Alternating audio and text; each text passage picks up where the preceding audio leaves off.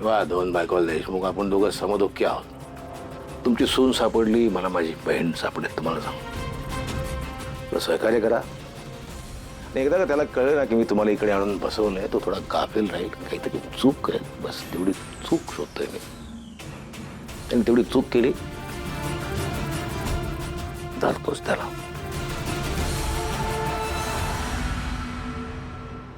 तुम्ही लवकर बरं व्हा बरं. तुमची अवस्था अशी बघवत नाही हो. तुम्ही इथं काय करताय?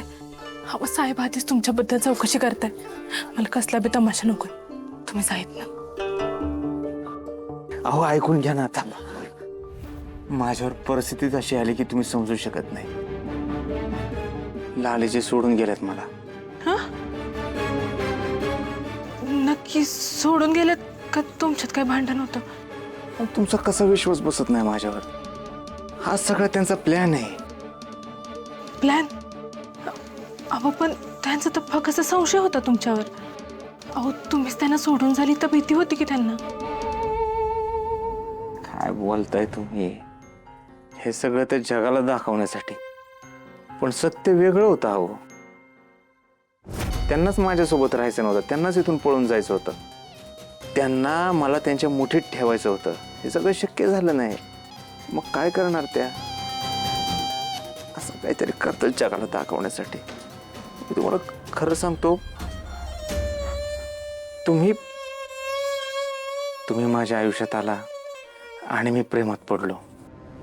मी कधी तुमच्यात गुंतत गेलो हे माझं मलाच कळलं नाही. तुम्हीच फक्त एकमेव काय ती आशा आहे आता.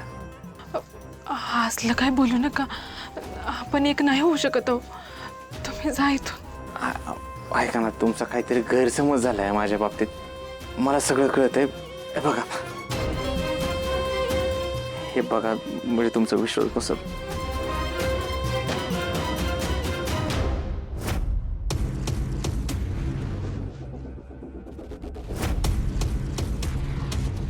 अहो ही तर ललिताईनं कोणीतरी दिलेली प्रेमपत्र आहेत. होय, तर त्यांची लय आठवण येत होती मला. त्यांच्या काही वस्तू मी शोधायला लागलो तेव्हा मी हे सगळं बघितलं, तर कपाटामध्ये ही पत्र सापडले. यातला एक शब्द म्हणजे माझ्या काळजावर वार केल्यासारखं आहे. मला खात्री बरं का, लालीची जिथं कुठं असतील ते या माणसाबरोबरच पळून गेल्या असत्या. मला आयुष्यात प्रेमच धार्जन नाही वाटतं. बहुतेक एकटं राहणंच लिहिलंय माझ्या नशिबात. हरकत नाही, एकटंच राहायचं लिहिलंय. राहीन मी एकटा. माझं तुमच्यावर मनापासून प्रेम आहे. हे कदाचित मी तुमच्यापर्यंत नीट पोचवू शकलो नाही. मी येतो. काळजी घ्या.